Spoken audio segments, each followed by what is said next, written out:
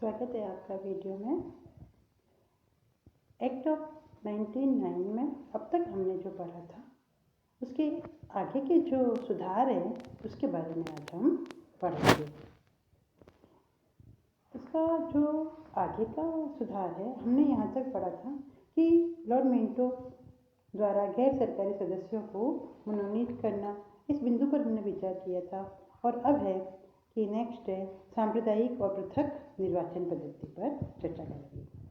तो सांप्रदायिक और पृथक निर्वाचन पद्धति के संबंध में 1909 के अधिनियम द्वारा पृथक एवं सांप्रदायिक निर्वाचन पद्धति अपनाई गई। सामान्य निर्वाचन एवं क्षेत्रीय प्रतिनिधित्व को भारत के लिए अनुपयुक्त समझा गया। विभिन्न वर्गों, हितों और जातियों के आधार पर निर्वाचन की व्यवस्था की गई। नेक्स्ट है कि विधान परिषद के कार्यक्षेत्र का विस्तार किया गया। विधान परिषदों की शक्ति में वृद्धि की गई। जैसे इसके पूर्व सदस्यों को एक पूरक प्रश्न पूछने का अधिकार नहीं था। इस अधिनियम द्वारा मूल प्रश्न करने वाले सदस्य को पूरक प्रश्न पूछने का अधिकार दिया गया। दूसरा, सदस्यों को सार्वजनिक हित संबंधी प्रस्ताव प्रस्तुत करने तथा उन पर मत देने का अधिकार मिला। ऐसे प्रस्ताव प्रस्तुत करने के लिए 15 दिनों की सूचना आवश्यक थी। वाद विवाद के साथ इनमें संशोधन लाया जा सकता था। सरकार इन प्रस्तावों को मानने के लिए बाध्य थी, चाहे वे प्रस्ताव जनता के हित में हो अथवा वित्तीय विवरण के लिए हों। वित्तीय मामलों में परिषदों की शक्ति में वृद्धि हो गई। बजट पर गैर सरकारी प्रभाव बढ़ा दिया गया।